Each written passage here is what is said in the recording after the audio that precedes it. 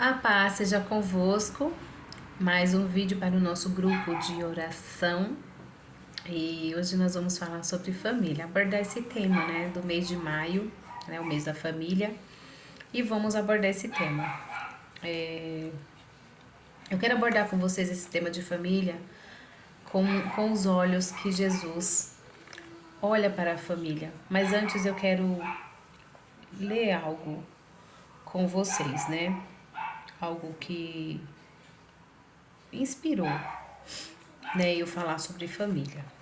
Que diz assim: uma família para Deus é o melhor lugar para aprender a amar um ao outro, da mesma forma que o Pai Celestial ama cada um de nós.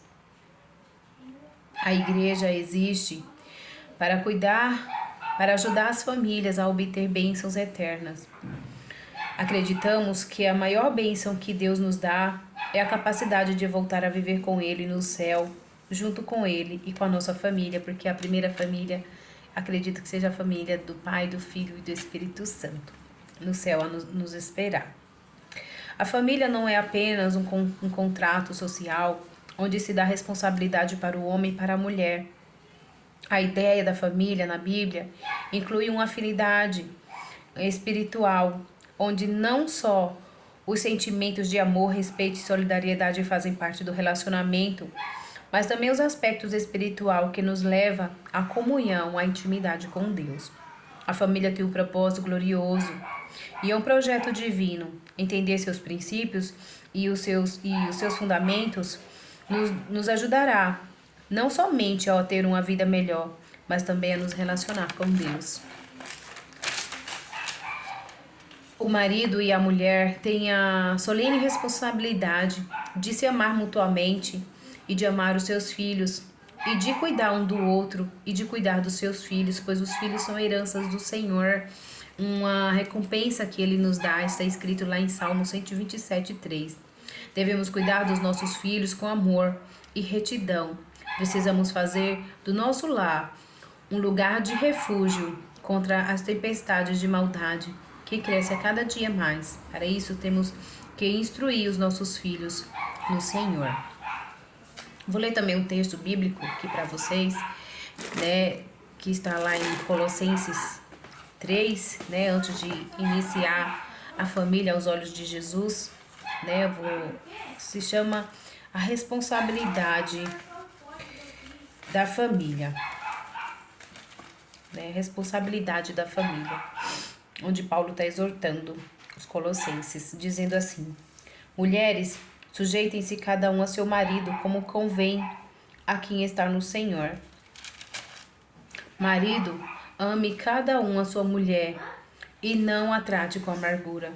Filhos, obedeçam seus pais em tudo, pois isso agrada ao Senhor. O mandamento de honrar o pai e a mãe é o único mandamento na Bíblia que vem com a promessa, que é: honra o teu pai e tua mãe para que os seus dias se prolonguem na terra. E aqui ele também fala em outras instruções que a família deve dedicar-se à oração, que sejamos alertas e sejamos agradecidos por tudo. Então aqui Colossenses capítulo 3, do versículo 18 ao versículo 20, fala das instruções da mulher, do marido e dos filhos. E aqui no capítulo 4, no versículo 2, diz para nos dedicarmos em oração. Isso aqui já é uma responsabilidade da família. E Jesus, ele reafirma tudo isso, que está aqui em Colossenses, Ele nos mostra isso como algo divino, Lá em Marcos 10, aqui onde Jesus fala sobre a questão do divórcio, em Marcos 10, onde Jesus fala a respeito do divórcio, Ele fala algo de grande riqueza, de grande valor para uma família. Algumas pessoas estavam querendo pegar Jesus a respeito do divórcio. E aí ele responde: Moisés escreveu essas leis por causa da dureza de coração de vocês. Mas no princípio da criação, Deus os fez homem e mulher. Por essa razão, o homem deixará pai e mãe e se unirá à sua mulher, e os dois se tornarão uma só carne. Assim eles já não serão dois, mas sim uma só carne. Portanto, o que Deus uniu, ninguém o separe. Então aqui Jesus ele está mostrando que o casamento ele é único.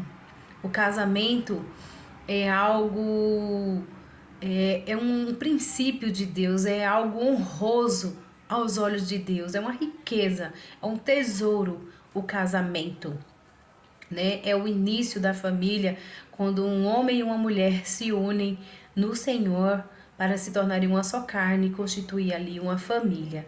Então isso é algo honroso ao Senhor. Então Jesus ele declara, né, que os laços do matrimônio entre homem e mulher é inquebrável. Não pode separar, não pode se desfazer, né? Como uma instituição divina. Ele também considera o marido e a mulher por igual, não tem distinção. E ele complementa nesta leitura aqui, né, nos versos 10, 11 e 12, que diz assim, ó: quando eu estava em casa novamente, os discípulos interrogaram Jesus sobre o assunto do divórcio. E Jesus responde: todo aquele que se divorciar de sua mulher e se casar com outra mulher, estará cometendo adultério contra ela. E da mesma forma, se uma mulher se divorciar do seu marido e se casar com outro homem, estará cometendo adultério. Então aqui Jesus ele não diz que o homem pode se divorciar da sua mulher e casar novamente, porque se a mulher for casar de novo, a mulher é adúltera. Não, ele fala que é igual.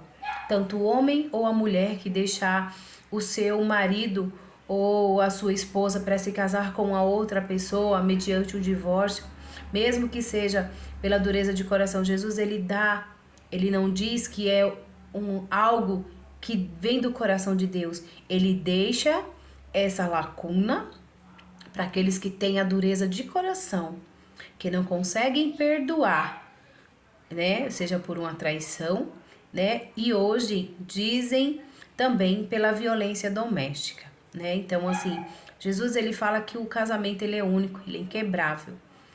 Mas como eu já li aqui em Colossenses, né, os deveres da família, vou estar lendo de novo, que eu acredito que esse seja a responsabilidade que Jesus deixa, né, no casamento, quando ele vem ditar aquela inquebrável aliança do homem com a mulher, é nesse sentido que ele quer que os dois se honrem.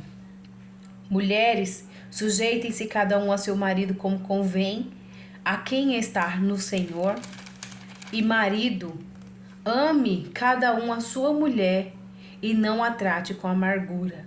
Então, se o marido tratar a mulher como Cristo tratou a igreja, e a mulher se submeter, se sujeitar-se ao seu marido, como se sujeita ao Senhor, eu acredito que não terá violência doméstica, né? Porque um homem, Deus ele não trata a sua igreja como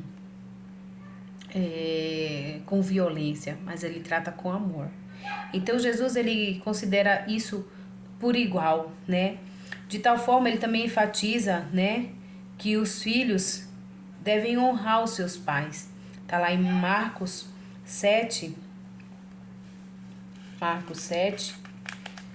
o verso 6 ao 13. 6 ao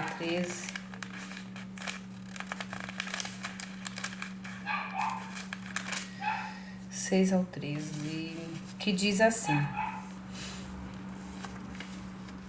e ele respondeu: bem profetizou Isaías acerca de vocês, hipócritas. Como está escrito: este povo me honra com os lábios, mas o coração está longe de mim. Em vão me adoram. Seus ensinamentos não passam de regras ensinadas por homens. Vocês negligenciam os mandamentos de Deus e se apegam às tradições de homens. E disse-lhe: vocês estão sempre encontrando uma boa maneira de pôr de lado os mandamentos de Deus, a fim de obedecerem às suas tradições. Pois Moisés disse: honra teu pai e a tua mãe, e quem amaldiçoar o seu pai ou a sua mãe terá que ser executado. Mas vocês afirmam que se alguém disser a seu pai ou a sua mãe qualquer ajuda que vocês poderiam receber de mim é corbã, isso é uma oferta dedicada a Deus. Vocês os desobrigam de qualquer dever para com seu pai ou sua mãe. Assim vocês anulam a palavra de Deus por meio da tradição que vocês mesmos transmitiram e fazem muitas coisas como essas. Então aqui Jesus ele está nos alertando quanto à disciplina, quanto aos ensinamentos dos nossos filhos. Os nossos filhos eles têm que serem ensinados na doutrina do Senhor, nos princípios de Deus, para que eles não venham se perder com os ensinamentos dos homens. Ele reafirmou essa regra por meio do seu próprio exemplo pessoal. Ele foi obediente aos seus pais e mesmo quando se encontrava na cruz, mostrou um cuidado amoroso para com a sua mãe. Está lá em Lucas 2:51. Lucas 2:51, que diz assim: então foi eles para Nazaré, e eram-lhes obedientes. Sua mãe, porém, guardava todas essas coisas em seu coração. Jesus ia crescendo em sabedoria, estatura, graça, diante de Deus e dos homens. Então aqui Jesus, ele mostra que ele, foi obediente. Jesus honrou a sua mãe e o seu pai no Senhor, por obediência ao Senhor. Aqui também em João 19, o versículo 26 e 27, quando Jesus viu a sua mãe ali e perto dela o discípulo a quem ele amava, disse à sua mãe: aí está o seu filho. E ao discípulo: aí está a sua mãe. Daquela hora em diante, o discípulo a recebeu em sua família. Então aqui Jesus ele tratou a mãe dele com amor, mesmo quando ele já estava ali na cruz, sendo crucificado. Ele demonstrou amor para com a sua mãe. Ele amou também os pequeninos. Jesus tomou em seus braços as crianças e gentilmente os abençoou. Está lá em Marcos 10, 13 e 16. 13 e 16. Marcos. Que é Lucas. Marcos. Marcos 10, 13 e 16, que diz assim: e alguns traziam crianças a Jesus para que ele tocasse nela, mas os discípulos os repreendiam. Quando Jesus viu isso, ficou indignado e lhes disse: deixe-me vir a minhas crianças, não as impeçam, pois o reino de Deus pertence aos que são semelhantes a elas. Digo-lhes a verdade, quem não receber o reino de Deus como uma criança, nunca entrará nele. Em seguida, tomou as crianças nos braços, impôs-lhe as mãos e os abençoou. Jesus aqui ensina que nós devemos abençoar os nossos filhos, impor as nossas mãos sobre ele e os abençoar. Os nossos filhos são herança do Senhor, Isso é uma recompensa que ele nos dá, Ele instrui que os laços que nos unam à família terrena sejam simplesmente unidos pelos vínculos que unem os membros da família espiritual, Marcos 3, 31 ao 35. Marcos 3, 31 ao 35. Que diz assim: Jesus, a mãe e os irmãos de Jesus. Então chegaram a mãe e os irmãos de Jesus, ficando do lado de fora, mandaram alguém chamá-lo. Havia muita gente assentada ao seu redor e lhes disseram: tua mãe e teus irmãos estão lá fora e te procuram. Quem é a minha mãe e quem são os meus irmãos? Perguntou ele. Então olhou para os que estavam sentados ao seu redor e disse: aqui estão minha mãe e meus irmãos. Quem faz a vontade de Deus, este é meu irmão, minha irmã e minha mãe. Então aqui Deus nos trata como filhos, Então aqui é uma promessa que Deus nos dá. Quando nós somos obedientes a Deus, somos tratados como filhos, né? E consequentemente, Jesus considerava a sua família terrena como uma escola, né, de treinamento para a família celestial. Portanto, a família é um projeto de Deus e sua importância é tão grande que a família terrena prefigura, né, a família celestial que durará para sempre. Então, família é um projeto de Deus. Que a cada dia nós possamos orar pela nossa família. Problemas, dificuldades, brigas, discussões teremos em nossa família, senão não é família. Mas que Jesus seja a nossa base, que Jesus seja o nosso espelho, que Deus seja o nosso refúgio, a nossa fortaleza. Deus, Ele é poderoso e Ele pode todas as coisas. E Ele tem sempre nos chamado, está de braços abertos para nos acolher, para ouvir as nossas orações. Se dediquemos em orações pela nossa família, para que assim possamos ver e viver os milagres que Deus tem para nós. Amém? Um pouco sobre família, né, gente? Que se for expandir o assunto é muito grande. Então, fiquem na paz do Senhor. Espero ajudar vocês, né, em conhecimento da família, que a cada dia possamos crescer em sabedoria no Senhor. Amém? Até o próximo vídeo.